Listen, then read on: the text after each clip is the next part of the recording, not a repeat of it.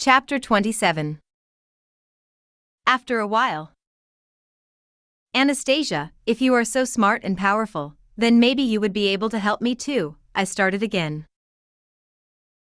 She looked up at the sky, then looked at me again and said, there is no being in the whole universe which could be able to develop itself stronger than man, as well as at the same time to enjoy more freedom.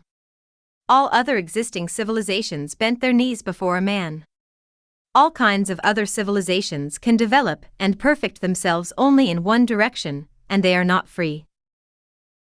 The greatness of a man is beyond their understanding.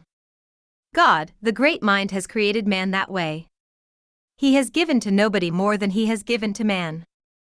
I could not understand or realize at that time what she had said, and asked her again the same question. I was asking for help, not even realizing what kind of help I needed. She asked me back, well, what do you mean? Do you want me to heal all your physical illnesses? It is easy for me to do. Moreover, I did it half a year ago.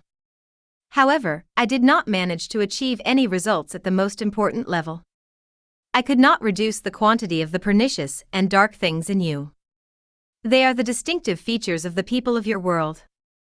All kinds of sicknesses are trying to come back again. A witch, a crazy woman hermit, it's necessary to get away from here, the sooner, the better.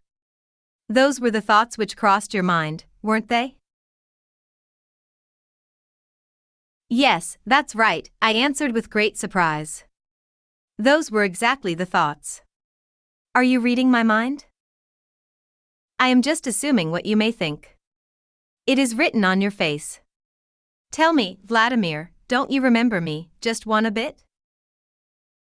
Her question surprised me very much, and I started to peer into the features of her face. Yes, her eyes. A vague feeling that I had already seen these eyes somewhere came to me, but where could it be? Anastasia, haven't you told me that you were living in the forest permanently? Then, how could I see you? She smiled and ran away. In a while, Anastasia came out from behind bushes. She was wearing a long skirt, brown knitted jacket with buttons. Her head was covered by a shawl that was hiding her hair.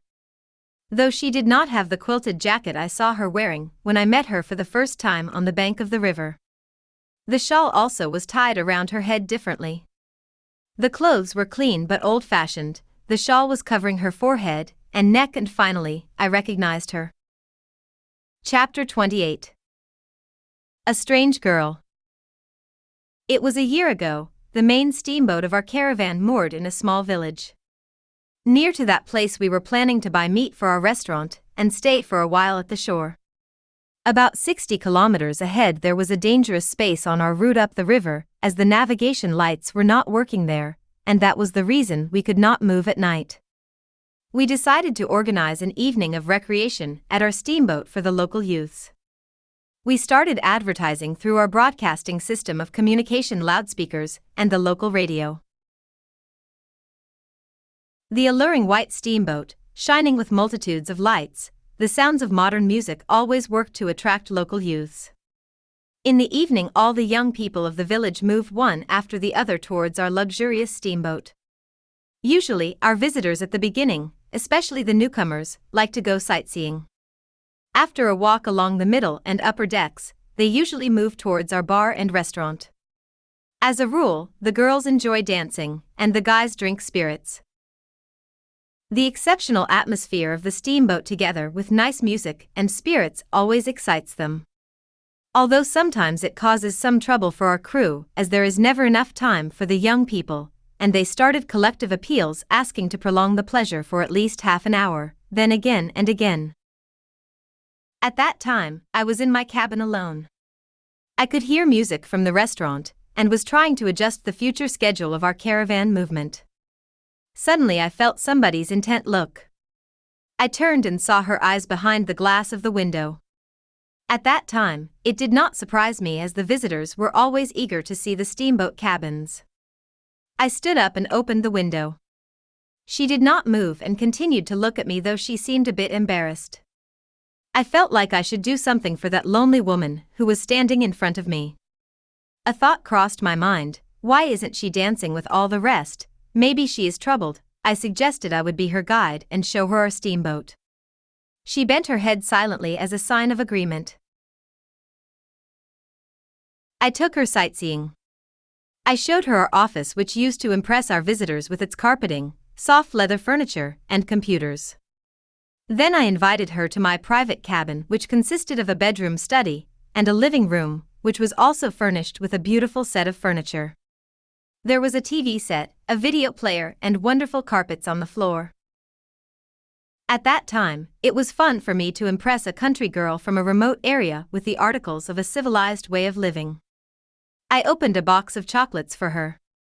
I also filled 2 fine crystal glasses with champagne, trying my best to impress her completely with the ostentatiousness, turned on the videotape where Vika Tsiganova, a famous modern variety show singer, was performing Love and Death. There were many other songs on that tape that were performed by my favorite singers. She took a sip of champagne, looked at me attentively, and asked, "It is very difficult, isn't it?" I could expect any other question from her but that. The voyage was an exceedingly difficult one. Because of the overly complicated navigation situation on the river, the crew consisted mostly of the students at the River Vocational School. Some of them were smoking herbs and from time to time stealing some stuff from our store. Very often we ran out of our schedule and could not manage to be on time at some settlements where people had been informed beforehand about our arrival. All those anxieties deprived me of the opportunity not only to enjoy the environmental beauty, but also of time enough for a good sleep. I told her something like that, "It's all right, never mind, we shall overcome." Then I turned towards the window having my drink of champagne. We were talking about something else, watching videotapes till the end of our outing, when our steamboat moored to the bank. I saw her on the ladder. On my way back to my cabin I noted to myself, there was something strange about that woman, and at the same time she left inside me some kind of light and bright feeling. That night, for the first time after many days in a row, I slept like a baby. Dear me, so it was you, Anastasia? Yes, that's right. Over there in your cabin I had memorized all the songs I sang for you in the forest. While we were talking, they were being played. Now you can see how simple everything is. How did you get on the steamboat? It was interesting for me to see the way everything was taking place, your way of life. You see, I usually took care only of my docknicks. I ran to the village, sold the dry mushrooms collected by the squirrels, and bought a ticket for your outing. So, now I know a lot about the category of people you classify as entrepreneurs, and I know you well enough too. I am sorry, I feel very guilty towards you. At that time, I did not know that things would develop like that. That I could change your life and your destiny so much. I just could not help it as they have started doing this plan. They are dependent only on God Himself.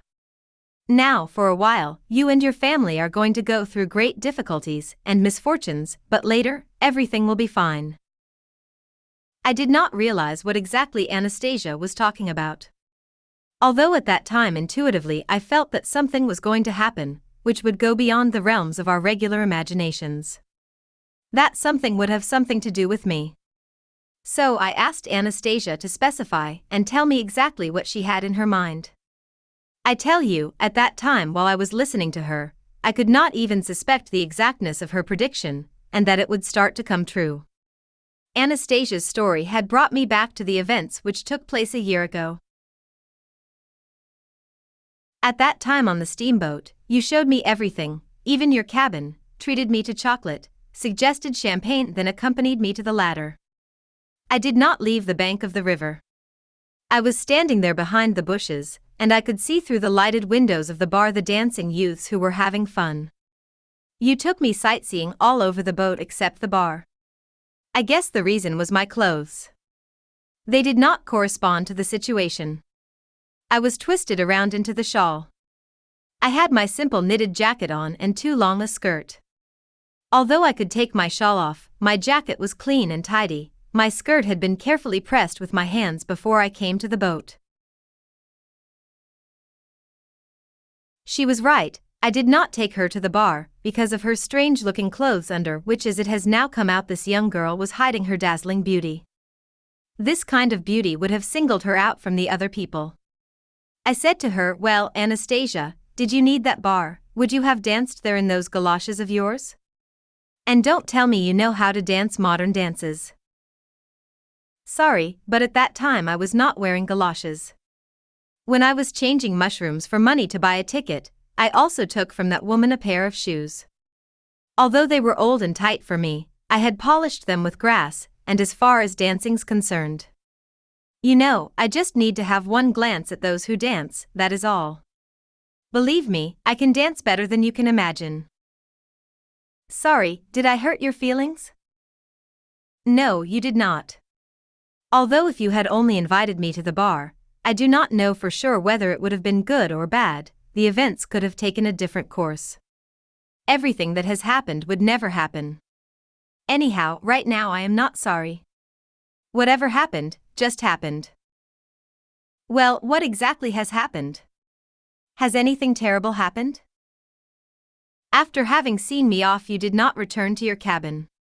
You called to the captain, and you went to the bar together. When both of you came in, the audience was overly impressed. The captain was wearing his uniform, and he looked very smart. You also looked very elegant and respectable. You were well known to many people in the environs, the famous Megre, the owner of an exceptional caravan. Both of you realized perfectly well the impression you were producing on the surrounding people. You sat down at the table where 3 country girls were sitting. They were only 18 years old, they had just finished school. The waitress brought you right away chocolate, champagne, and crystal glasses of better quality than those the rest of the people were using. You took one of the girls by her hand, bent towards her, and started to tell her something into her ear. As far as I could understand, they call it compliments. Then you danced a couple of dances with her, and never stopped telling her something sweet. The girl's eyes were shining. She had an impression of being in a wonderland. You took her out on the deck and showed her the steamboat, exactly the way you did to me. You took her to your cabin, treated her to the same stuff you did to me, chocolate and champagne. Although your behavior was a little different, I mean not exactly what you did with me. While with me you were serious, and even a shade of sadness was present. In her company, you were full of joy. I could see it perfectly well through the lighted windows of your cabin. Maybe at that time I wished I were her. Oh, did you feel jealous, Anastasia? I don't know what kind of feeling I was experiencing at that time, but it was unfamiliar to me. I recalled that evening, those young country girls who were trying their best to look older and stylish. The next morning the captain of the steamboat, Alexander Ivanovich Senchenko, and I were laughing together at our night adventure. At that time when the girl was in my cabin, I realized that she was in the state of mind when one is ready for anything. I did not mean to take possession of her, so I told Anastasia about it, and she replied, "Still you had taken possession of her heart. You came out on the deck, it was drizzling. You threw your jacket on the girl's shoulders and accompanied her back to the bar. What about you, were you standing all that time behind the bushes in the rain?" It was all right. The rain was light and comforting, though it was preventing me from watching. I did not want my shawl and skirt to get wet. You know, they belonged to my mammy. I was lucky to find a plastic bag on the shore, so I took them off, put everything into it, and hid it under my jacket. Anastasia, why didn't you come back to the steamboat since you did not go home, and it was raining? I couldn't, as you had seen me off and yet you had other worries, so I did not want to bother you. The bottom line was that everything was coming to an end. When the party was over and the time came to say goodbye, you, at the request of the girls, and at the request of that girl who was with you on the steamboat, allowed the crew to stay by the shore a little bit longer. Everything was in your power, including their hearts, and you were intoxicated by that power. The local youth were thankful to the girls, and the girls in turn felt gifted by the power through you. They forgot absolutely about the young people who were also in the bar, and thought at the same time they were their friends and former schoolmates. The captain and you went with the girls towards the ladder. Then you went to your cabin, and the captain went to his bridge. The steamboat gave a hooting sound and slowly, very slowly started to cast off. The girl you were communicating with was standing on the shore among her girlfriends watching the beautiful white steamboat moving away. Her heart was beating strongly as if it was ready to break away. Her thoughts and feelings were messed up. Behind her back, there were the dark shapes of the country cottages without lights. Before her, there was the steamboat of her dreams leaving the shore forever. It was shining with multitudes of lights lavishly pouring charming music all over the river, and the dark quiet shore over on that magic boat there were you. The one who told her so many beautiful words which she had never heard before, such alluring and charming words. All that magic was moving away from her forever. A decision came to her and in front of everybody, the girl squeezed her fingers into her fists and screamed desperately, "I love you, Vladimir." Then again and again. Did you hear her screaming? Yes, I did, I replied. It was impossible not to hear it, and the people from your crew could hear it too. Some of them came out to the deck and were laughing at her. I did not want them to laugh at her. And then, as if they had realized something, they stopped laughing. You did not come out on the deck, and the steamboat was moving slowly away. She thought that you did not hear her and continued chanting, "I love you, Vladimir." Then her girlfriends joined trying to help her.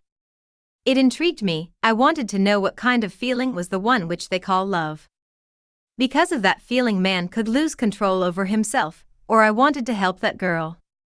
Anyhow, I shouted together with them, "I love you, Vladimir." Somehow at that moment I forgot that I could not pronounce words like that without meaning them. The words should always be supported by feelings, awareness, and trustworthiness of natural information. Now I know how strong this feeling can be. Sometimes even the mind is not able to control it. Later, that country girl started wasting away, drinking spirits, and I could hardly manage to help her. Now she is married and involved in everyday routine. I had to add her love to mine. The story about the girl touched my feelings a little. Anastasia's words brought back the memory of that evening very clearly and in detail. Everything had happened exactly the way she had described it. It was so real. Though Anastasia's peculiar declaration of love did not occur to me at that time.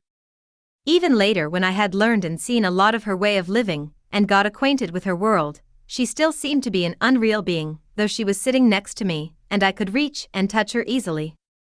My consciousness, having been used to operate with different criteria of evaluation, rejected taking her as the existing one. Although, at the beginning of our meeting I was attracted to her, but later I did not experience former emotions towards her. I asked, "So it means, you think that the new feelings which appeared in you were occasional?" "They are longed for," answered Anastasia. "They are even pleasant, but in return, I would like you to love me the same way I do. Though I have realized that on learning about me and my world better, you would not be able to perceive me as a regular person. You could even get scared of me sometimes. You know, it has happened that way. It is all my fault. I have made a lot of mistakes. I do not know why, but all the time I got nervous. I was rushing, trying to explain, and failed to do it. Everything looks foolish, doesn't it? I need to correct myself." While saying those words, she was smiling with a shade of sorrow. She pressed her hand against her breast, and I recalled right away something that had happened one morning while I stayed at Anastasia's. Chapter 29. Tiny Bugs. That very morning, I made up my mind to join her morning procedure. In the beginning, everything ran smoothly. I was standing under a tree touching different shoots. She was speaking about herbs. Then I lay down on the grass next to her. We were naked, but I did not feel cold because it was after a good run which both of us had enjoyed before. I was in a perfect mood. There was a feeling of lightness, and the sensation was not only in my physical body, but somewhere inside me. Everything started when I felt something on my hip was nipping, biting, or pinching me. I lifted my head and looked. There were bugs, ants, and a beetle on my leg and hip.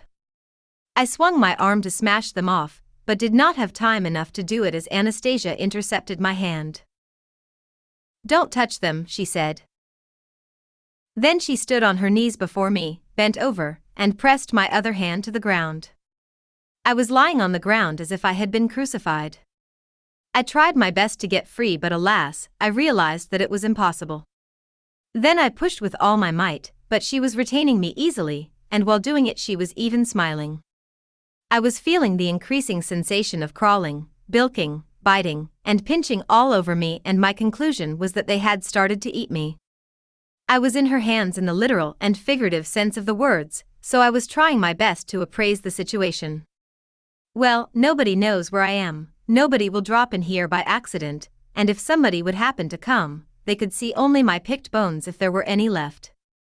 Many other thoughts crossed my troubled mind within a moment. They were the reason my instinct of self-preservation prompted the only possible solution at that time.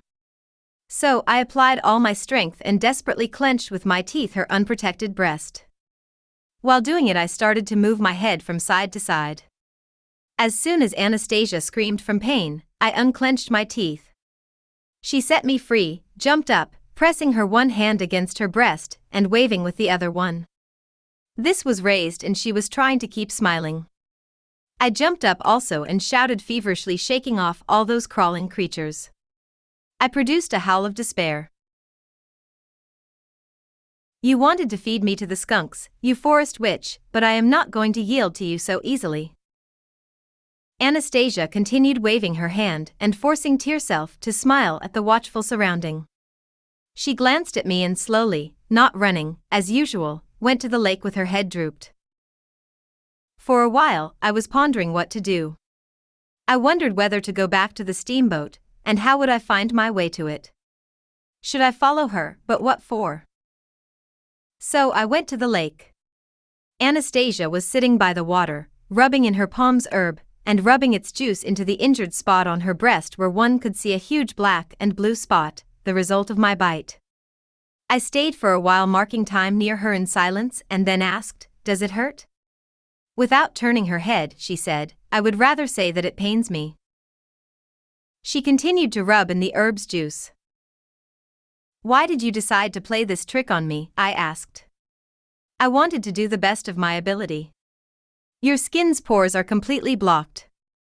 They do not breathe. The tiny bugs could clean them. It is not painful at all, rather, it is pleasant." "What about the snake?" "It was sticking its forked tongue in my foot." "It was not doing any harm to you, and if it did let its poison out, it would be only on the surface of your skin, and I could rub it in right away. The muscles and the skin on your heel are growing numb." "Well, it is the result of the accident I've been involved in," I commented. For a while we were quiet. Then, feeling ill at ease without even realizing what I was saying, I asked, "Well, why didn't he help you?" "Well, I mean somebody invisible, as it had happened before when I had lost consciousness." "He did not help because I was smiling.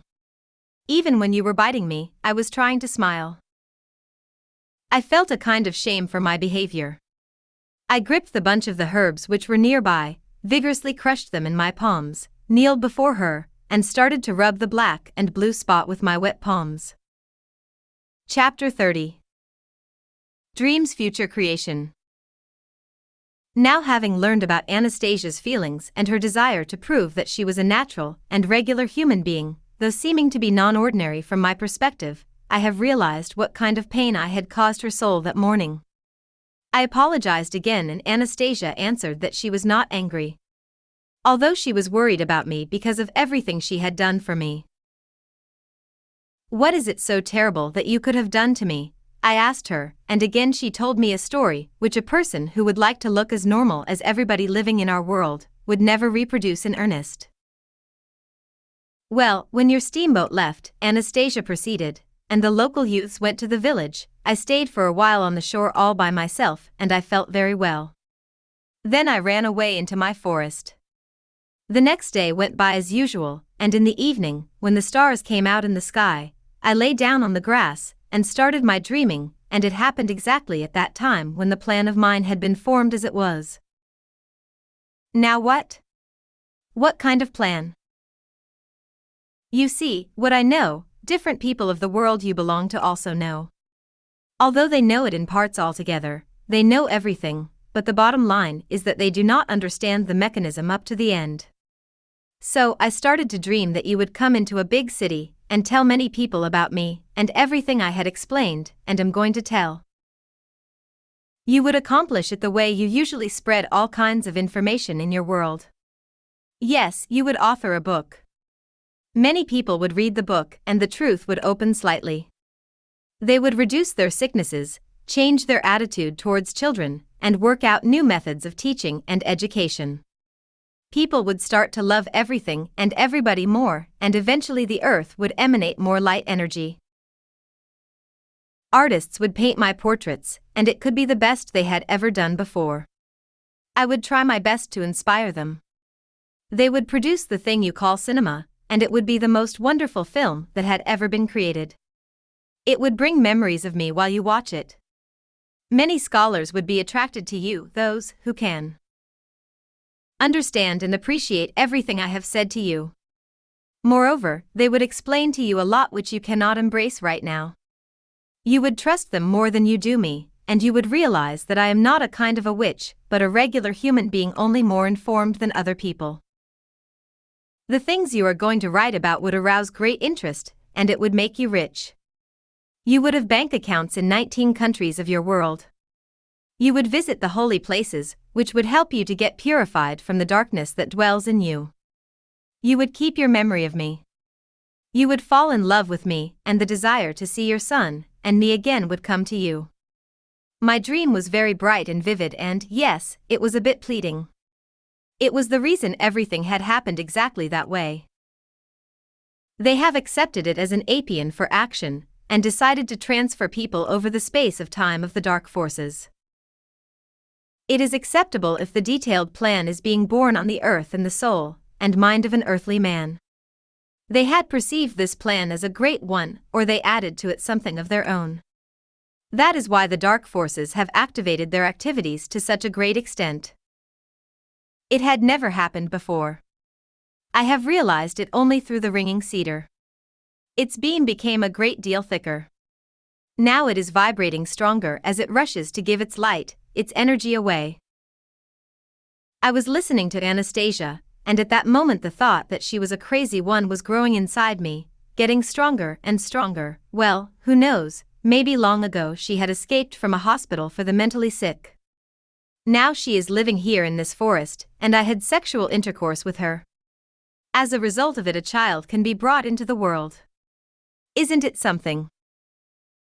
However, watching her speaking seriously and emotionally, I did my best to calm her down by saying, "Don't you worry, Anastasia, your plan is wittingly unrealizable, and that's why there is no need for the light and dark forces to fight.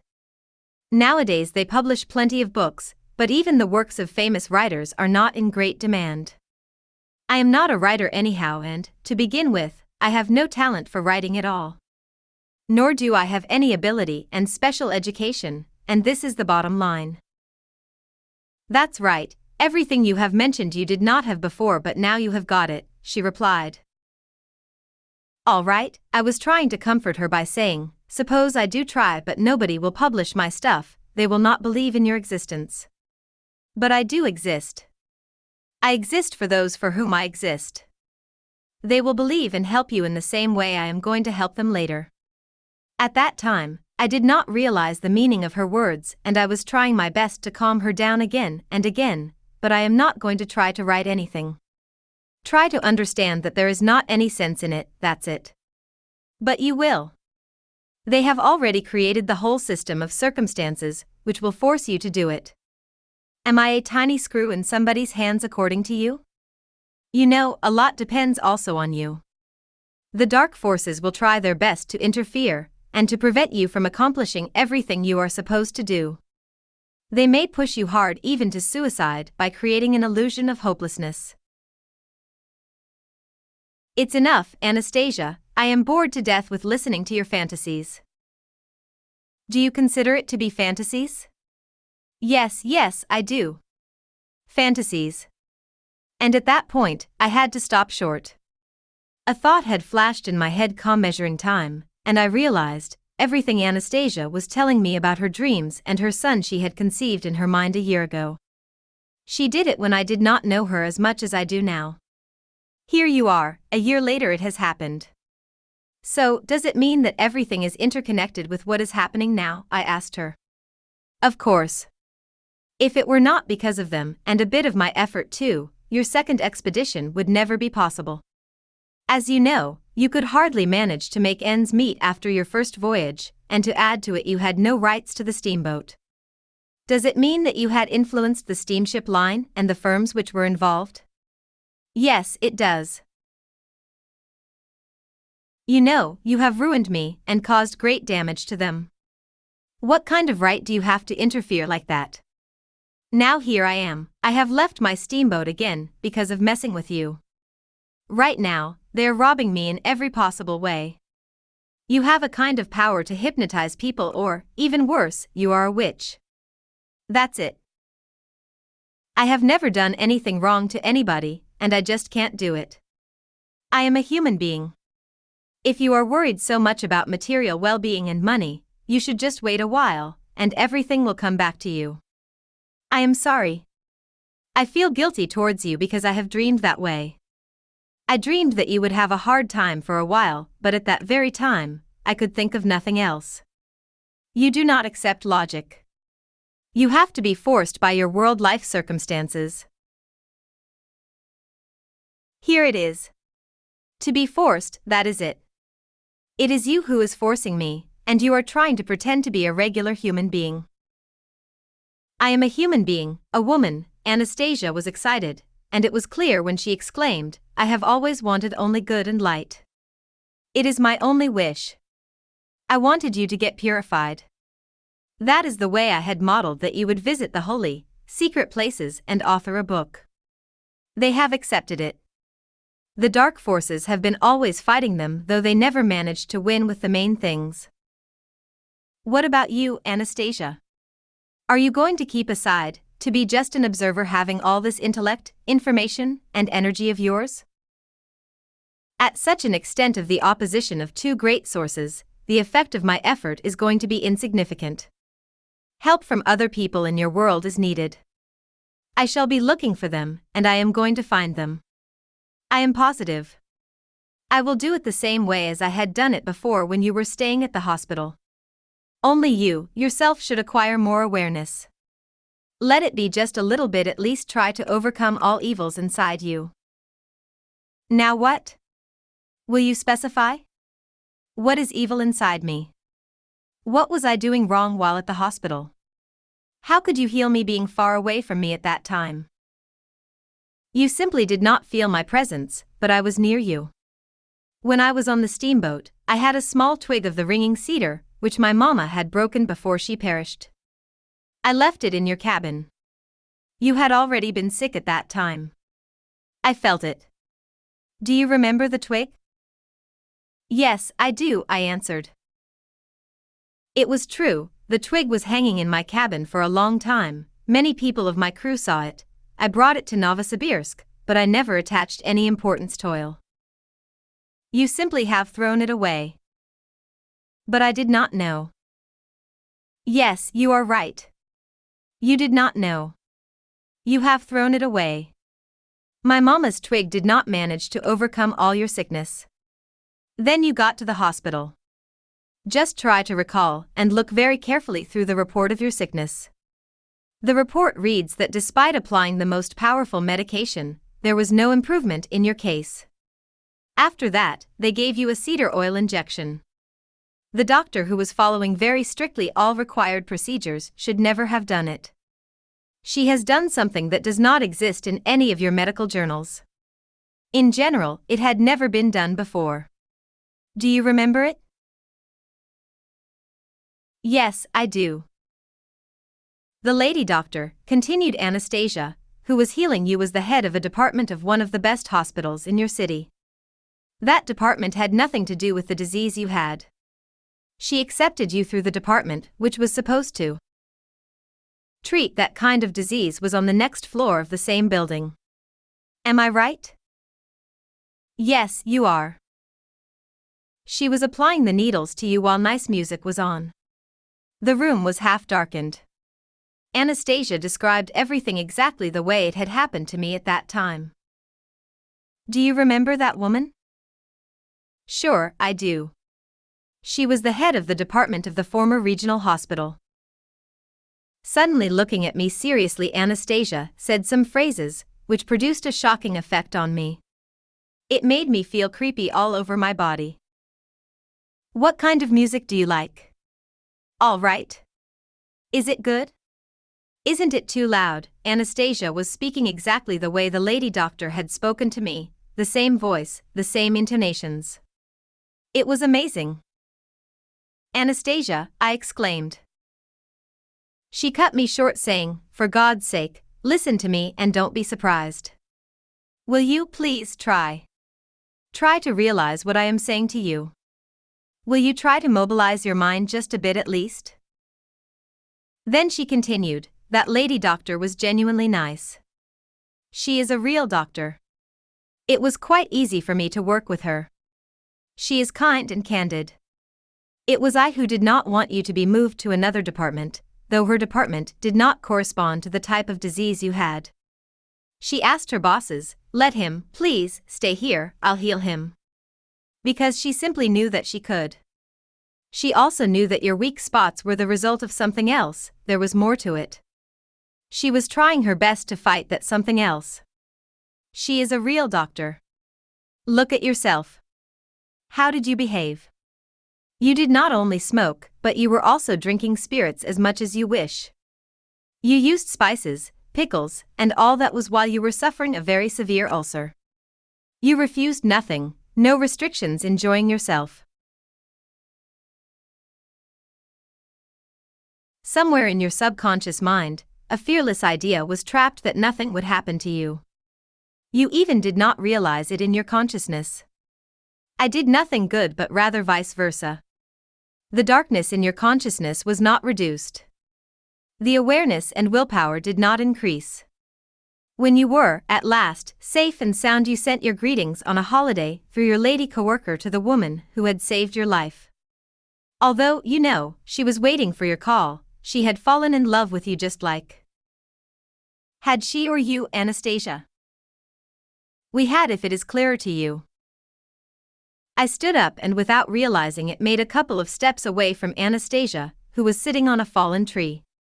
My thoughts and feelings were messed up, and it made my uncertainty towards her grow even more. Here you are. Again, you do not understand how I had managed to do it.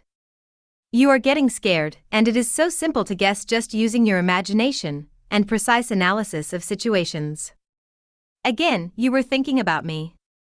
She became quiet, bending her head over her knees. I was standing silently thinking to myself, why does she keep speaking about all kinds of incredible things? While speaking, she is getting upset because they are incomprehensible? She does not realize that any normal man would never understand them, and therefore she also will never be accepted as a normal human being. Then I came to her, parted her falling locks away from her large blue-gray eyes, and saw the drops of tears rolling down her cheeks. She smiled and uttered a phrase that was not characteristic of others. A woman is a woman, isn't she? Now you are startled to doubt my existence as a fact and, as they put it in your language, you cannot believe your eyes. You do not believe me. You cannot realize what I am saying to you. The fact of my existence, my abilities, and my aptitudes seem astonishing to you. You have stopped perceiving me as a normal human being, but I am, trust me. I am a human and not a kind of a witch. Why does it not seem to you as astonishing and paradoxical that people have recognized and accepted the earth as a cosmic body? It is the greatest creation of the highest mind, every mechanism of which is the greatest achievement of his. Now, this mechanism is being tormented and the people are creating a tremendous amount of effort to break it down.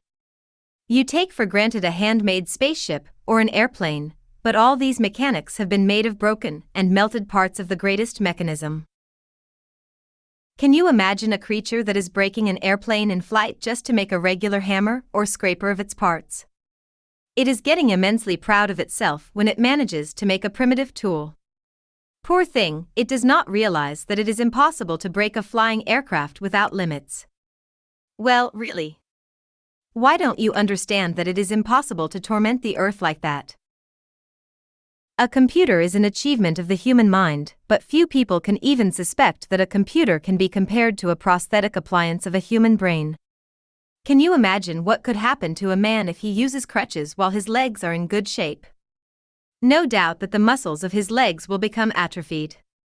A machine will never surpass a human brain if it was trained constantly. She wiped a rolling tear from her cheek with her palm, and continued setting forth her incredible conclusions.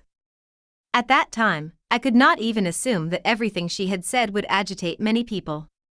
She would stir up the minds of scientists, and even if it were taken as a hypothesis, it would have no analogies in the known world. According to Anastasia, the sun is a kind of mirror. It reflects the radiation coming from the earth, which is invisible to regular vision. This radiation is coming from the people who are experiencing joy or any other light feelings. Being reflected from the sun, it returns to earth as the sunlight, giving life to everything earthly. Anastasia's speech is full of proofs and examples, though it is not easy to understand them. If the earth and other planets would only consume sunlight benevolence, she said, then, inevitably, it would have to fade away, burning unevenly, and its luminescence could not be uniform. A unilateral process does not exist in the universe. It could not exist as everything is interconnected. Then she quoted from the Bible, "And the life was the light of the men."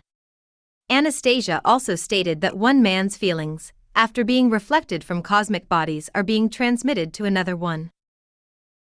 She tried to prove it by examples.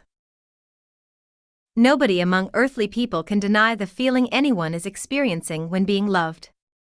This sensation can be felt even more when you are near the person who loves you. You call it intuition. But a loving person is illuminating invisible waves of light. Though when the person is not by your side, if his love is strong enough, it also can be sensed. With the help of this feeling, and when you understand its origin, it is possible to perform miracles. It is exactly the thing which you call miracles, mysticism, extraordinary abilities. Now tell me, do you feel a little bit better in my company? Well, somehow easier or warmer?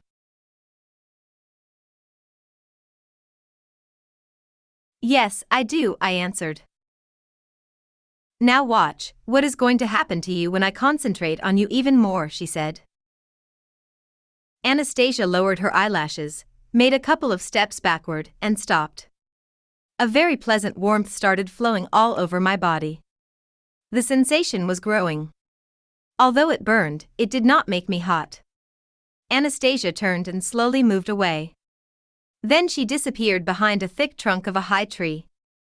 Yet the sensation of the pleasant warmth flowing on me did not diminish, and even a new one appeared, as if something was helping my heart to stimulate the blood to flow in my veins. With each beating of the heart, the sensation was as if the bloodstreams were reaching each tiny vessel of my body within a moment. My feet were sweating a lot and became wet.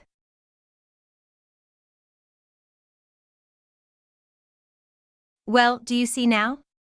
Do you understand everything? Asked Anastasia, coming out from behind the tree with the triumphant look of a conqueror, being confident as if she had managed to prove something to me.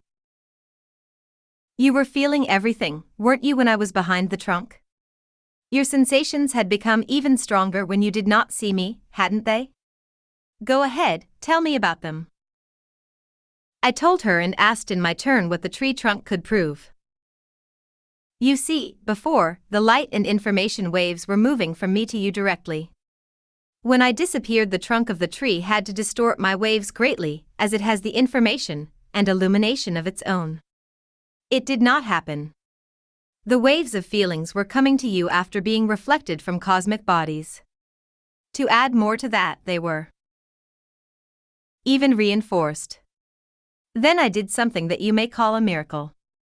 Your feet became sweaty, didn't they? Why didn't you tell me about it? I did not pay attention to it. What kind of miracle could it be when your feet are sweating? What is special about it?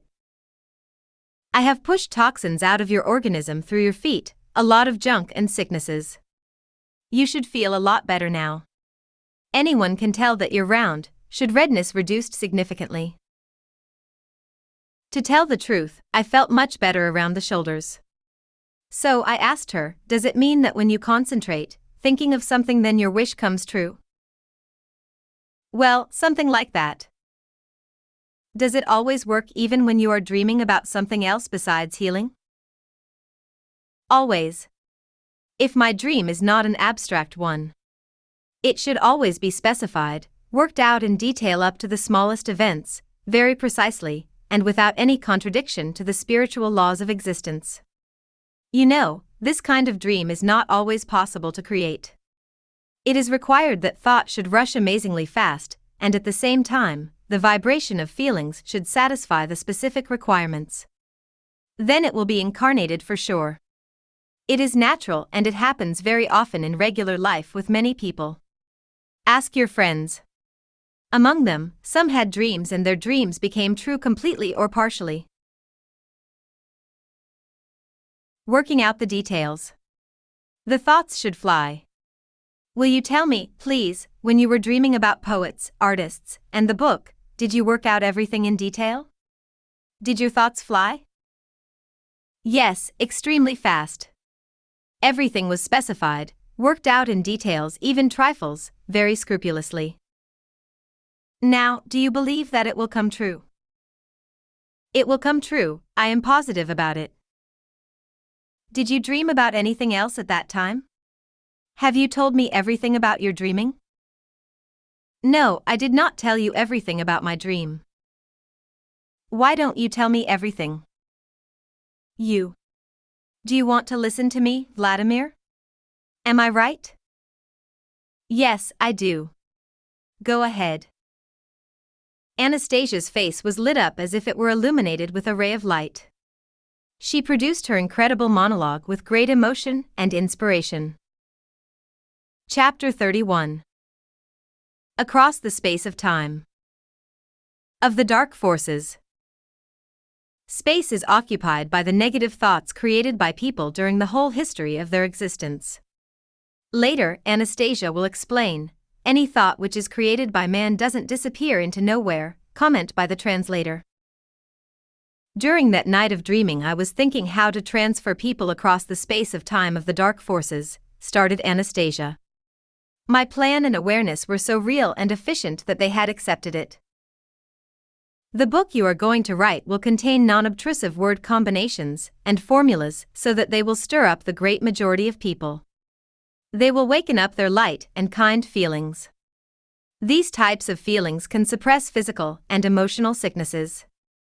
They will stimulate the birth of a new consciousness, which will be the distinctive features of the people of the future. Believe me, Vladimir, it is not mysticism, it agrees with universal laws. Everything is so simple. You will be authoring this book being guided exclusively by your feelings and listening to your soul. This is the only possible way for you as you have never mastered the art of writing. Everything is possible with feelings. These feelings are already inside you. They are yours and mine too. Although they are not yet realized by you now, they will be understood by a lot of people. Being embodied into signs and combinations, they are going to become stronger than Zoroastrian's fire. You should hide nothing of what is going to happen to you, even those secrets. Get yourself emancipated from any shame and fear. Do not be afraid to look funny. You should suppress your arrogance. I have opened myself to you completely, my body and soul. I belong to you. Now let me open myself to all people through you because they have allowed me to do it. I know that a huge number of dark forces are going to attack me. They will resist my dreams coming true, but I am not afraid of them. I am stronger than they are, and I will live to see everything I have conceived in my mind happening, to give birth to my son and bring him up, our son, Vladimir.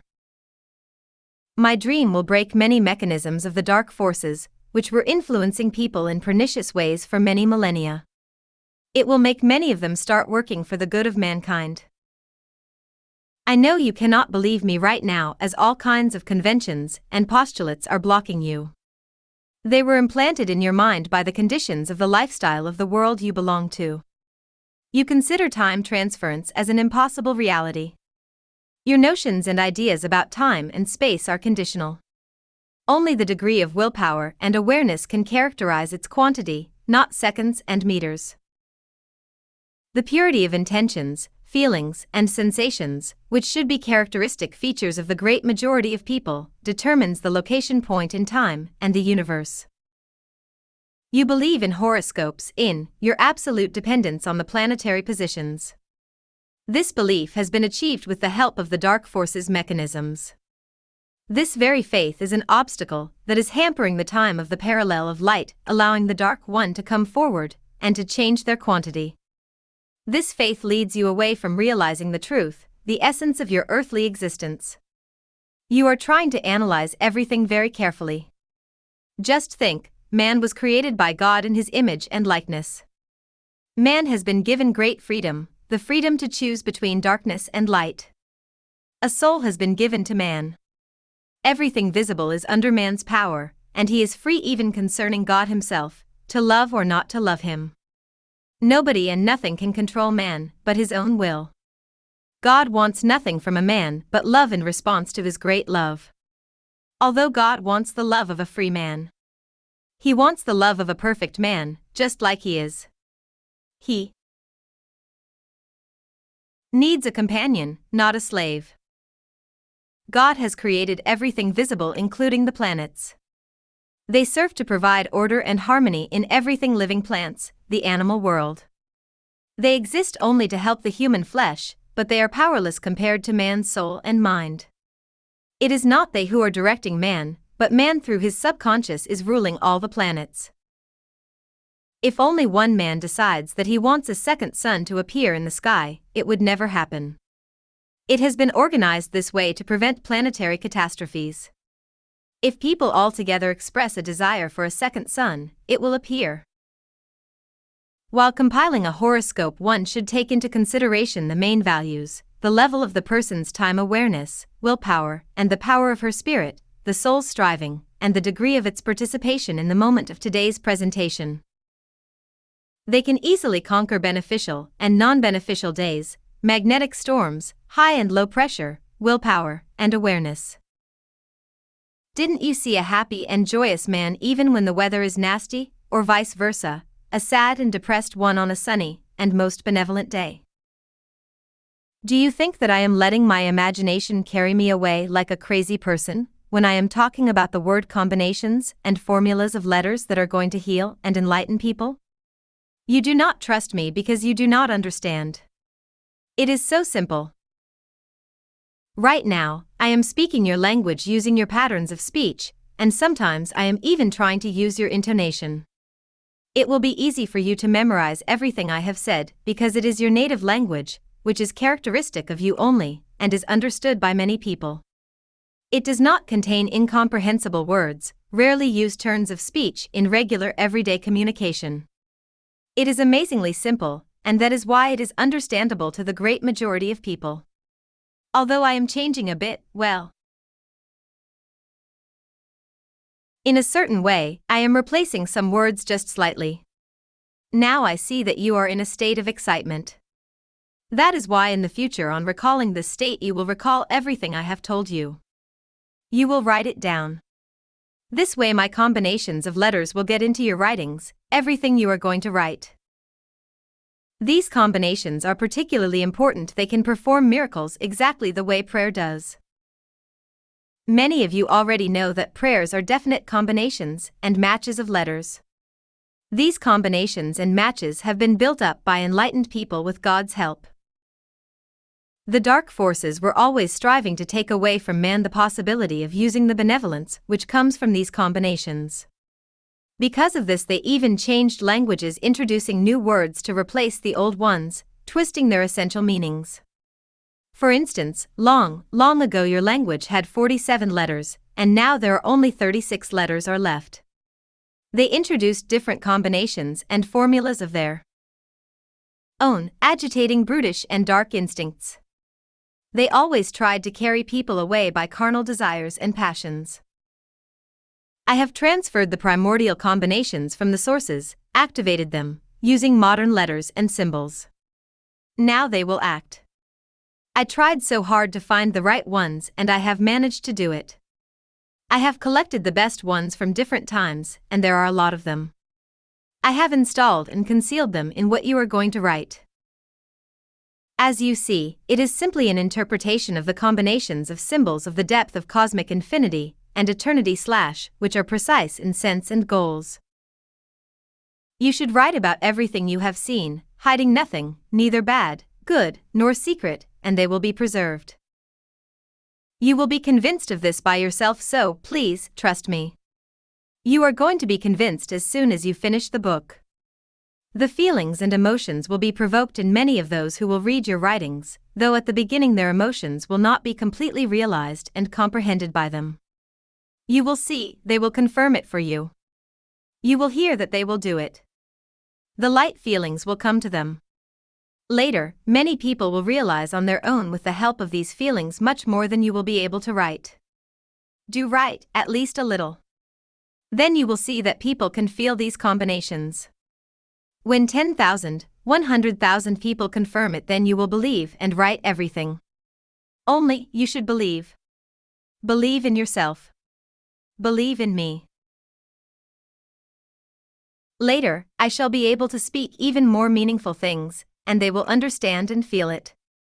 That more meaningful one is the upbringing of children. It was interesting for you to know about flying saucers and mechanisms, rockets and planets. I was very anxious to tell you as much as possible about the education of children, and I shall do it. I will tell it when I install a great awareness inside you. Only one should bear in mind that it is advisable to read all these when the sounds of handmade, artificial mechanisms are not interfering, not withdrawing your attention. These sounds are harmful. They are leading man away from the truth. Let the natural sounds, created by God, stay with you while you are reading my messages. They are carrying within themselves the information of truth and benevolence. They are helping the awareness to grow too. Then the healing process would be much stronger. I am sure you are full of doubts and do not believe in the healing power of the word. You are thinking about me. Although in this, again, there is not any kind of mysticism, fantasy, or contradictions to the laws of spiritual existence. When light feelings appear in man, they start to influence beneficially upon all fleshy organs, absolutely all of them. It is beyond all questions. Verily, light feelings are the most powerful and effective remedies, which can resist any sickness. God healed using these kinds of feelings. The saints also did the same. Read the Old Testament and you will see for yourself. With the help of these feelings, some people of your world can heal too. Many of your doctors know about it. Ask them if you do not trust me. It is easier for you to believe them. The more powerful and brighter this feeling is, the stronger influence it can produce upon the one to whom it is directed. I could always heal with my small beam. My great-grandpa taught me when I was at a tender age. He explained everything to me. I did it many times with my dochniks. Now my beam is more powerful than my great-granddads and granddads. They have explained the reason. It is the feeling which had appeared in me, the one that you call love. This feeling is so great and pleasant, though it burns a little. I would like to give it as a gift to all people and you. I wish everybody the best. Let everything be all right exactly the way God wanted everything to be. She delivered her monologue with extraordinary inspiration and confidence, as if she had launched it into space and time. Then she became quiet. I was looking at Anastasia, having been startled by her passion and confidence. Then I asked her, Anastasia, is that all? Are there any other peculiarities in your plans? Well, I mean in your dreams? The rest are just meaningless trifles. I have produced them in passing, as 2 × 2 is 4. Though there was only one complication concerning you, I have solved it also. Right here and right now you should speak in detail. Please specify what kind of complications exist concerning me. You know, I have turned you into the richest man on earth. Moreover, I have made you the most famous too, and #1 celebrity. It will happen in a while. When I was processing my dream, I was working it out, polishing the details. You know, before it took off by the light forces. The dark forces. They are always striving to introduce something of their own, something harmful, all kinds of their side effects, influencing perniciously the person whom it concerns and other people. My thoughts were dashing amazingly fast, but all the same, the dark forces still managed to follow me. They had to leave many of their earthly things, and were trying their best to activate their mechanisms around my dream. Then, guess what I did? I just outwitted them and made all their mechanisms work for the good. The dark forces were at a loss for less than a moment, but it was just sufficient time for my dream to get picked up by the light forces. My dream speeded away into the light infinity, which is unreachable for them. What have you thought of Anastasia? Quite unexpectedly for them, I prolonged the space of dark forces time during which you will have to overcome different hardships. To add to this, I deprived myself of the possibility of helping you with my small beam. I tell you, they were confused a lot as they could see no logic on my part.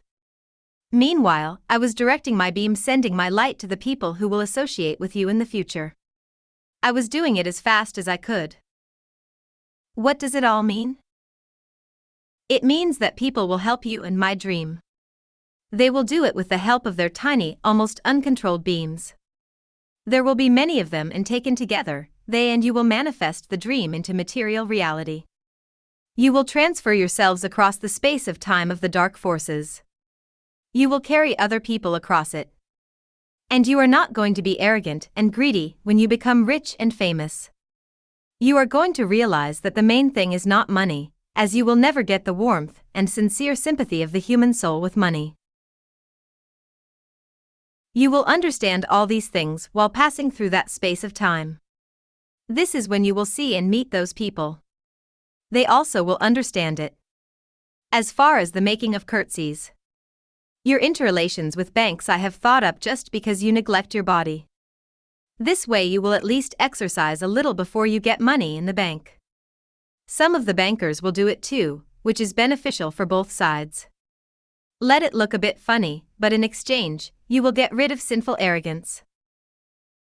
The result is that all difficulties and obstacles, which had been created by the dark forces during their space of time, are going to temper you and the people around you too. It will be making you more and more aware.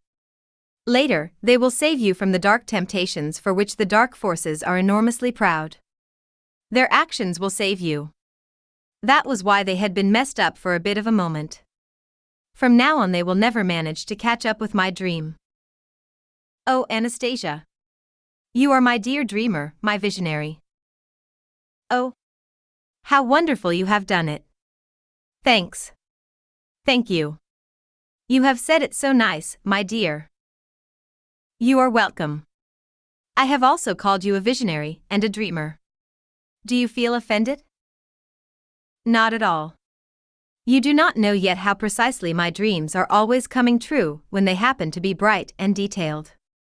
This one is going to come true for sure.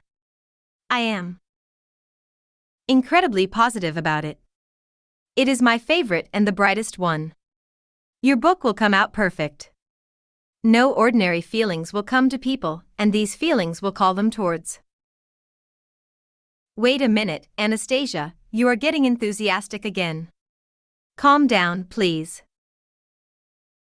It was not long after I interrupted her passionate speech, which was only a fantasy. The meaning of Anastasia's monologue was not completely understandable to me at that time. Everything she said seemed to be too fantastic. Only in a year Michael Furnham, a reporter from the magazine Miracles and Adventures, having read my manuscript containing this monologue, was overly excited when he handed me the fresh issue of the magazine, May 1996.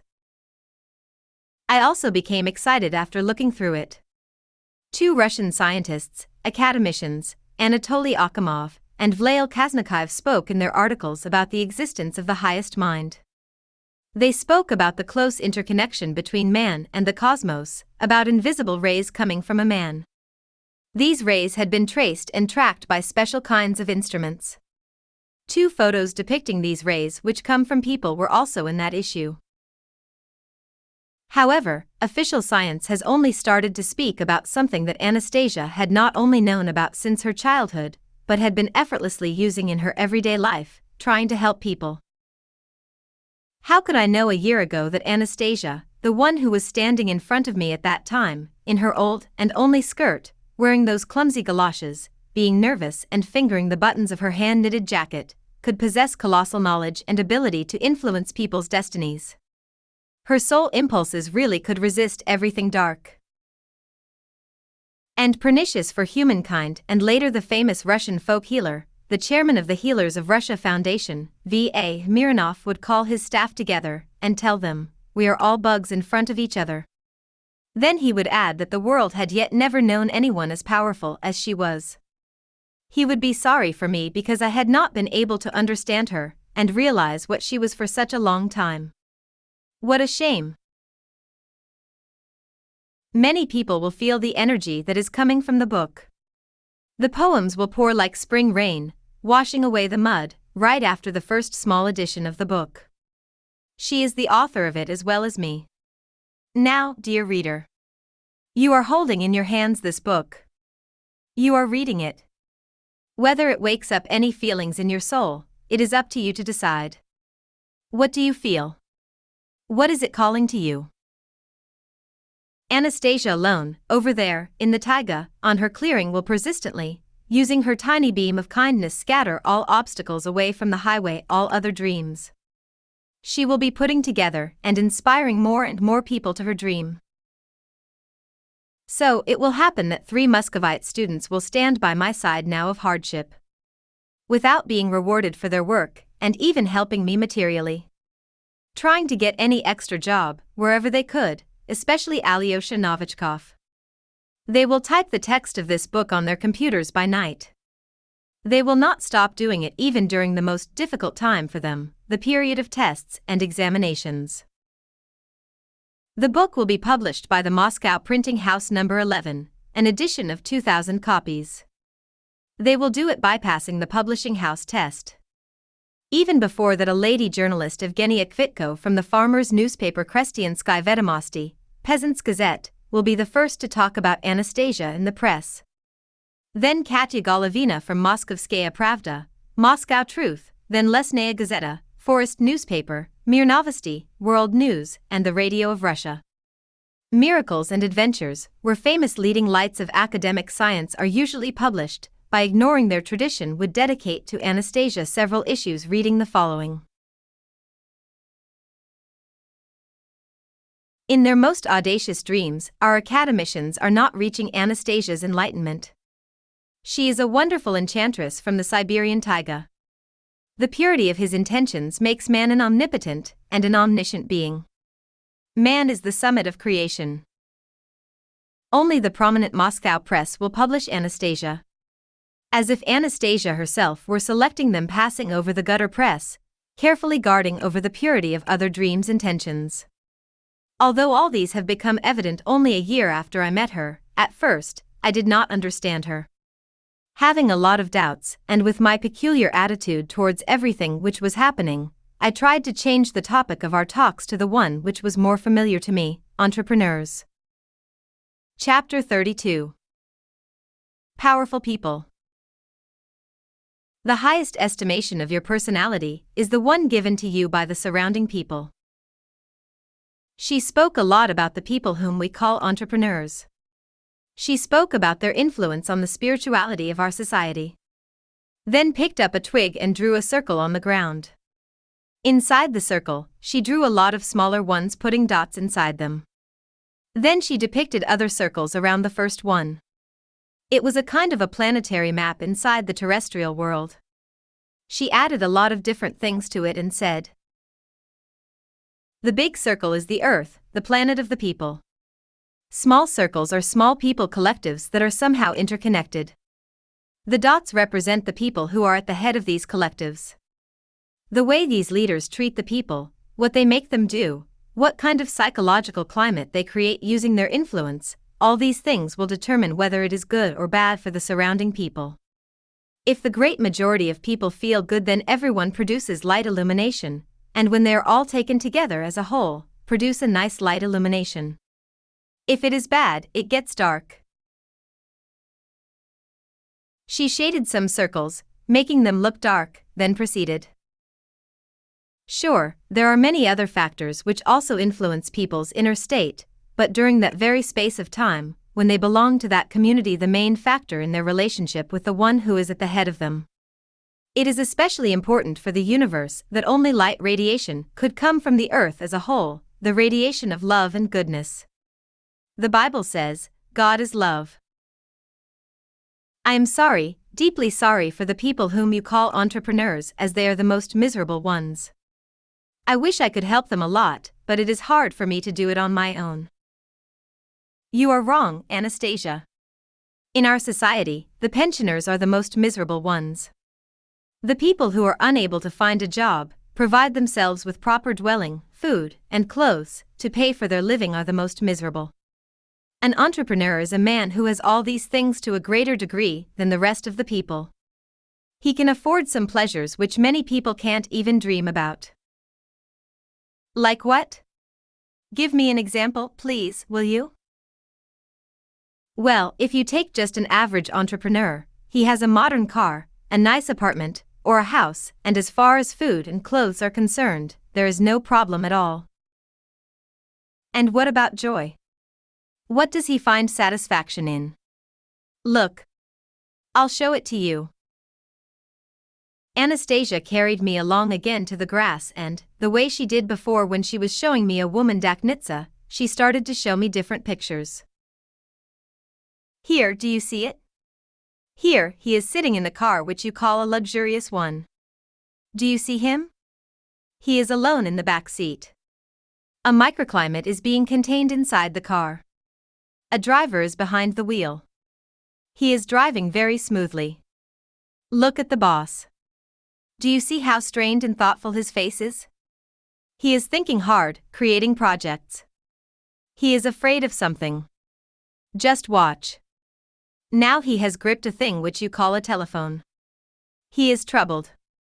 Well, he has some information. Now he must evaluate it very quickly and decide. He is all strained. He is thinking. He is ready. The decision has been made. Now watch, he looks quiet, but on his face one can read doubt and anxiety. There is no joy at all.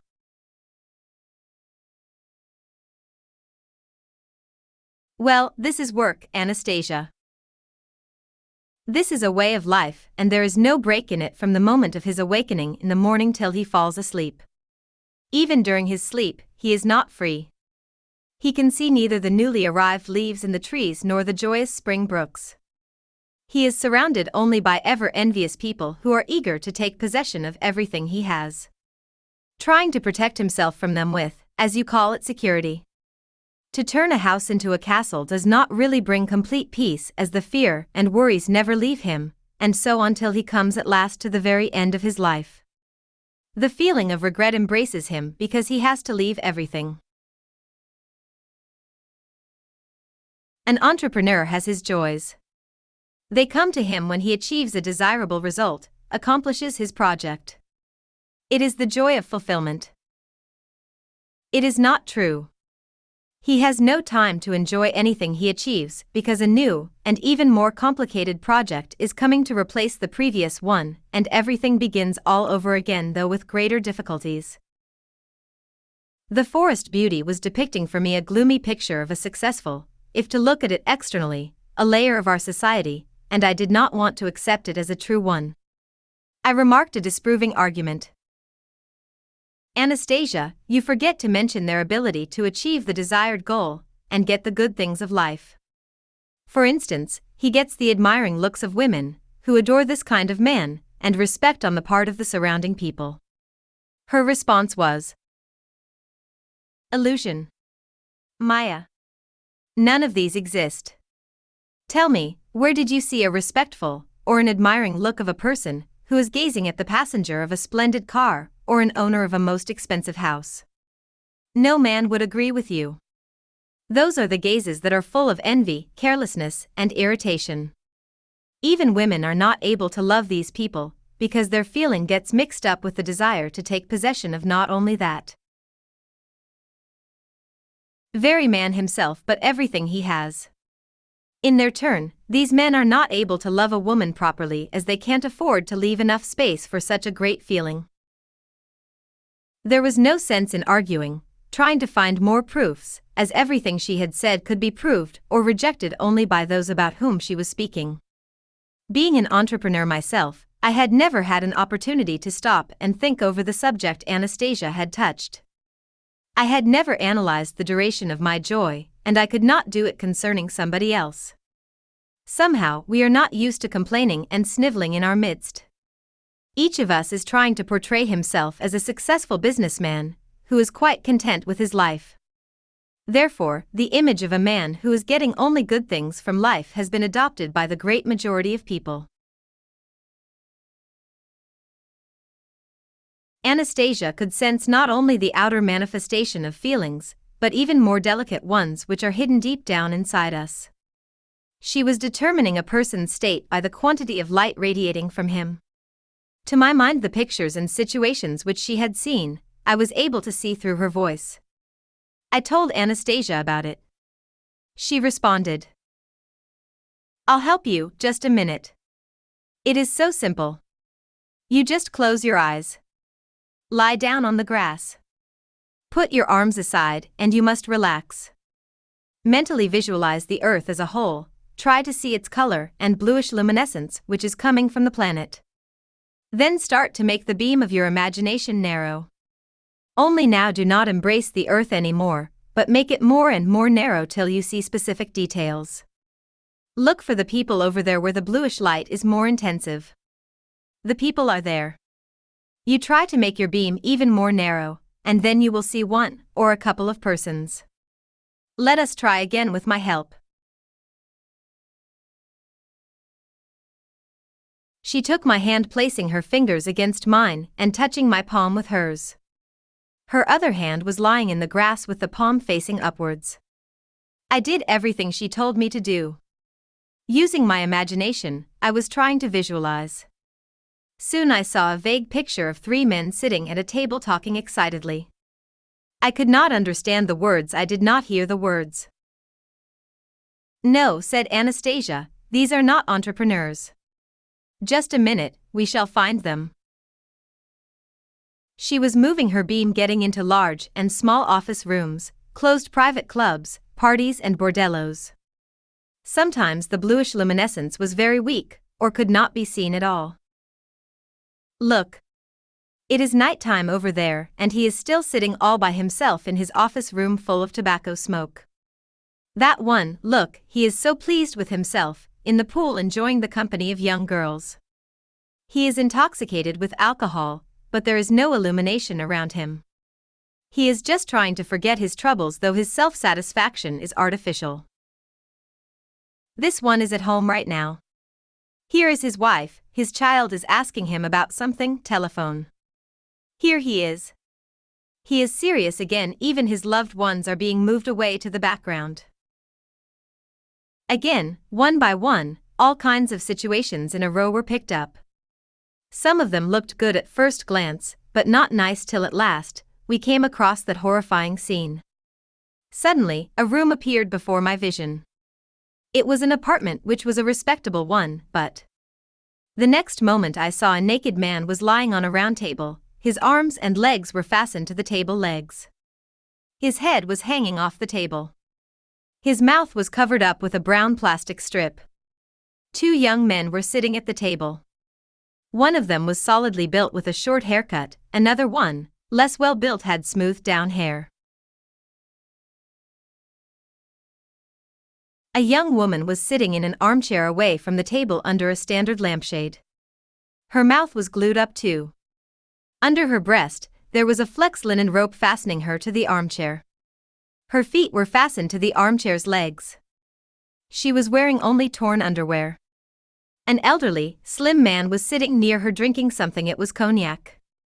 On a small table in front of him, there was a box of chocolates. Those who were sitting at the big round table were not drinking. They were pouring on their victim's chest alcohol or vodka, and then they were setting it on fire.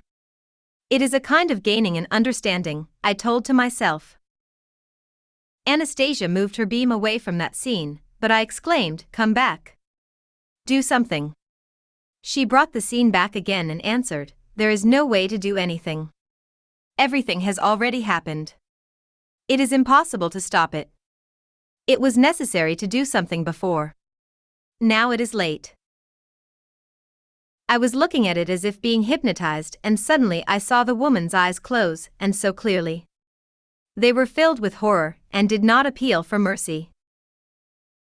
"Then, at least, do something if you are not heartless," I screamed at the top of my voice at Anastasia. "Sorry, it is beyond my power. It has been programmed by somebody before, not by me. I cannot interfere directly just like that. They are more powerful right now. Where has your kindness gone? Where are your great aptitudes?" Anastasia was silent for a while. The terrible scene faded a little. Then the elderly man who was drinking cognac disappeared. Suddenly, I felt weakness spreading all over my body, and my hand, which Anastasia was touching, started to grow numb. I heard her weakened voice. She could hardly utter the words trying to speak, "Take away your hand, Vladimir." She could not even finish my name. I pulled my hand away from Anastasia and got up. My hand was hanging as if it was numb. The way it happens when one makes it numb by sitting one's arm or leg turned white, all over. I tried to move my fingers, the numbness started to leave me. I looked at Anastasia and was horrified by her appearance. Her eyes were closed, her face was pale. It looked as if there was no blood left under her skin as her hands and face turned deadly pale. She was lying as if she were breathless. The grass around her for 3 meters in radius turned white and faded. I realized that something terrible had happened and screamed, being scared to death. "Anastasia," I gripped her by the shoulders and shook her already unresilient, but somehow softened body. Her white, bloodless lips were motionless. "Do you hear me, Anastasia?" Her eyelashes moved a little bit, and her dimmed eyes were looking at me, expressing nothing. I gripped my flask, lifted her head, and tried to give her some water, but she could not swallow it. I was looking at her, thinking feverishly about what to do. At last, her lips moved slightly, and she whispered, "Take me to another place, under a tree." I picked up her limp body, carried it away from the circle with white grass, and put her under the nearest cedar tree. After a while, very slowly she started to come to her senses, and I asked her, "What happened to you, Anastasia?" "I tried to fulfill your request," she answered in a low voice and added after a pause, "I guess I've managed to do it. But you don't look well." "Because I have violated the natural laws. I have interfered into something that I must not get into. It has drained all my power and energy. I hope that something is still left." "Why did you run the risk if it was so dangerous?" "I did not have a choice. You wanted me to do something, didn't you? I was afraid not to carry out your request. As I was afraid that you would not respect me anymore if I would not do something, and you would decide that I was just a chatterbox who is talking too much about everything but could do nothing." Her eyes were looking at me with a pleading look, her low voice was trembling a bit. "I just can't explain to you how things get done, how this natural mechanism works. I can feel it, but I can't explain it properly. The way you would be able to understand your scientists will fail to do so also." She lowered her head, being quiet for a while as if she were summoning up her strength. She looked at me again with her pleading eyes and pronounced, "Now, even more than before, you are going to think of me as a crazy one, or a witch, aren't you?" Suddenly, I was overwhelmed with a desire to do something good for her, but what? I wanted to say that I was thinking about her as a normal, ordinary human being, a beauty, a smart woman, but I did not feel exactly that way. I did not feel a regular attitude towards her. I knew that she would sense my lie and would not trust my words because of that incredible and powerful intuition of others. Then I recollected the story she had told me about her childhood, the way her great-granddad used to greet her when visiting her. He was kneeling before her on one knee kissing her hand. So I kneeled to Anastasia on one knee, took her still pale and cold hand, kissed it, and said, "If you are not normal, then you are the best, the kindest, the cleverest, and the most beautiful of all non-normal ones." Thank God. At last Anastasia's lips were touched by a smile. Her eyes were looking at me with appreciation. Her cheeks were turning pink again. "Anastasia, you know, the picture looked rather gloomy. Were you choosing them on purpose, or at random?" "I was looking for something good, but I failed to find it. They are all in the clutch of their troubles. They are face to face with their problems. They almost do not have spiritual relationships. So, what is it necessary to do? What can you suggest besides feeling pity for them? I would like to note that they are strong people, I mean the entrepreneurs." "No doubt, they are very strong," she agreed, "and they are remarkably interesting. They are living 2 lifetimes within one period. One is known only to them and nobody else, even their intimate ones. Another is an outside one for the surrounding people, a social mask. I guess it is possible to help them by strengthening their spiritual and sincere relationships with each other. An open-minded striving towards the purity of thoughts is needed." "Anastasia, I believe I'll try my best to write a book and to organize an association of entrepreneurs with pure intentions, but only the way I understand it. It will be difficult for you. I will not be able to help as much as I would like to, as I have only a small amount of strength left inside me. It will take time to rehabilitate my power. For a while, I will not be able to see with my small beam at a distance. Right now, I can't even see you properly with my regular vision." "Are you getting blind, Anastasia?" "I think everything is going to return to normal. I am just sorry that for a while I'll not be able to help you." "You don't need to help me. You had better try to save yourself for our son, and to help others." I had to leave to catch my steamboat. I waited till she would look better, at least in her outward appearance. When she looked the way she did before I got into my motorboat, Anastasia took hold of the handles at the front of the motorboat, pushed it off from the shore, and it was picked up by the river flow. Anastasia was standing in the water, which was almost reaching her knees. The hem of her long skirt was wet and swaying on the waves. I pulled the ignition rod. The motor produced a roaring sound, tearing apart the silence, which had become quite common for me during those 3 days of staying there, and the motorboat rushed forward, abruptly accelerating speed. Suddenly Anastasia came out of the water and ran along the bank, trying to catch the motorboat. Her hair flying in the wind looked like the tail of a comet. She was trying to run as fast as she could. She was using all her strength, trying to do something impossible, to catch a speeding motorboat. Still, the distance between us was increasing slowly. I was sorry for her useless efforts and wishing to cut short the painful farewell moments, so I pressed down the accelerator lever with all my might. A thought crossed my mind: maybe Anastasia may think that I was scared again, and now I am trying to escape from her. Roaring at an extreme volume, the motor made the front of the motorboat move upward with a jerk, moving forward, making the distance between us increase even more, and she... Oh my God! What was she doing? Anastasia dashed off her wet skirt, which was preventing her from running, cast aside her torn clothes. The swiftness of her running increased, and something unbelievable happened. The distance between her and the motorboat started slowly to reduce. I could see that a little bit ahead of her there was an almost vertical slope. I was still pressing the accelerator lever, though it did not give way anymore. I thought that it would help to stop her and bring a painful scene to an end. She could not lose her vision to such an extent that she was not able to see that slope, I was thinking to myself. Anastasia did not slow down at all. Having run up onto the top of the slope, she fell on her knees. She raised her arms towards the sky with a slight bend in my direction and shouted. I could hear her voice through the wild roaring of the motor and the noise of the splashing water. It was like a whispering. Shallow water ahead, sunken logs.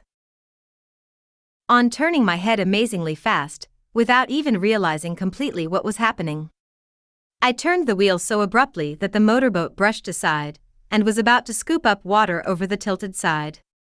A huge sunken log, one end of which was resting onto a sandbank, and another one, which was hardly seen sticking out of the water, slightly struck my motorboat's side. If it had been a direct blow, it could easily have broken its thin aluminum bottom. When I had reached the river fairway, I turned back towards the slope and whispered, addressing my thanks to the lonely figure standing on her knees, who was becoming a diminishing spot. Thank you, Anastasia. Chapter 33. Who are you, Anastasia? The steamboat was waiting for me in Surgut. The captain and crew were waiting for my instructions. I could not concentrate and make any decisions concerning our future route, so I told them to stay in Surgut. Meanwhile, I organized recreations, dancing parties, exhibitions of consumer goods and services for the local population. My mind was processing the events connected with Anastasia. I was busy buying at the local book stores a lot of popular science literature, books about extraordinary phenomena and people's extraordinary abilities. Also, I bought a history of that region. Locked in my cabin, I tried to find explanations and answers. Among other things I was particularly interested in, was it possible that a feeling of love could be born in Anastasia only because she was trying to help that country girl by shouting those words, "I love you, Vladimir." Why had the simple words, which we pronounce very often without putting into them sufficient feelings and meaning, influenced Anastasia, despite our disparity in age and the differences in our ways of thinking? Popular science literature did not give any answers to this subject. Then I took the Bible. And right there I found the answer. At the very beginning of the Holy Blessing by John it reads, "Before the world was created, the world already existed. He was with God, and he was the same as God. From the very beginning, the world was with God. Through him God made all things, not one thing in all creation was made without him. The world was the source of life, and this life brought light to mankind." John 1:1-5, the word of life. Again, I was startled, exactly the way it had happened many times before. How laconic and exact are the definitions of this amazing book. Everything became clear to me right away. Anastasia, for whom any kind of slyness and cheating is not known, cannot utter a word for no reason. Her words came to my mind. At that moment it was as if I had forgotten that I can't pronounce words for no particular reason at all. Behind them should always stand feelings, awareness, or trustworthiness of natural information. Oh dear Lord! What bad luck she has!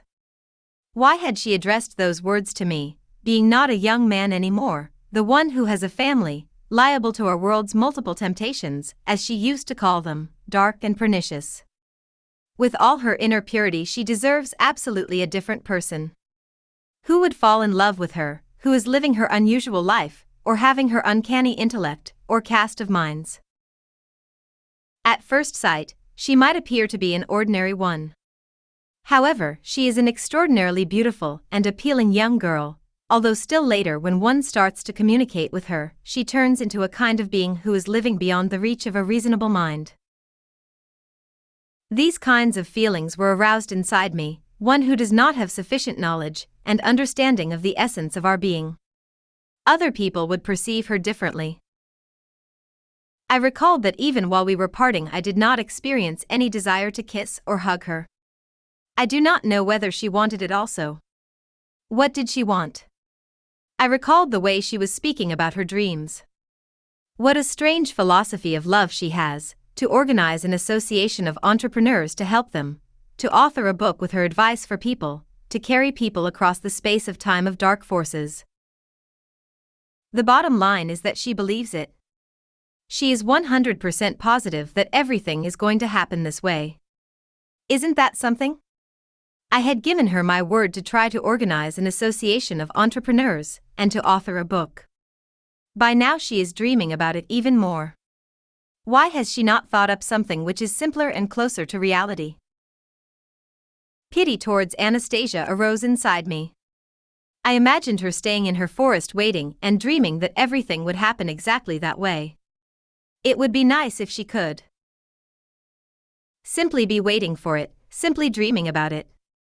What if she, God forbid, starts to try and direct her small beam of kindness, wasting a colossal amount of her soul's energy believing in something impossible?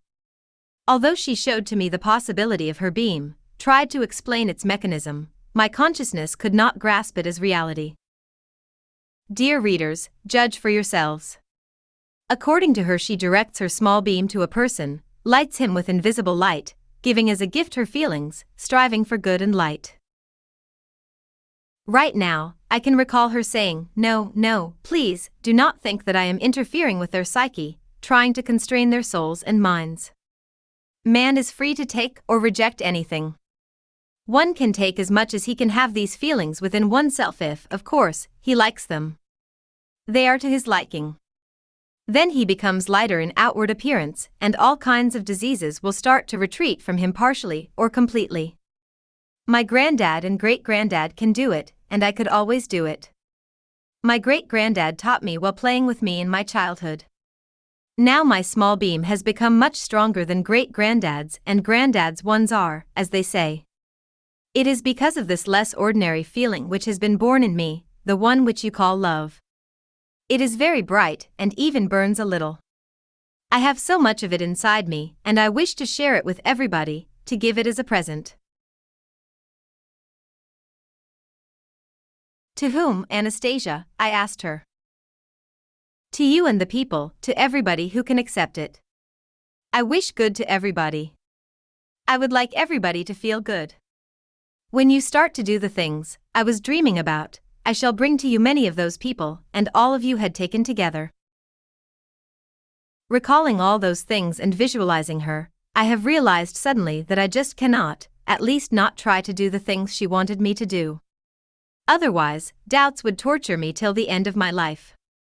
The feeling of betrayal about Anastasia's dream is going to stay with me, though the dream looks very unreal, still it is desired by her so passionately. I came to that decision, and the steamboat went straight ahead towards Novosibirsk. I asked the executive director of my firm to take care of the steamboat's unloading and dismantling of the exhibiting equipment. Having explained something haphazardly to my wife, I left for Moscow. I set out to Moscow to make, or at least try to make, Anastasia's dream come true. To be continued.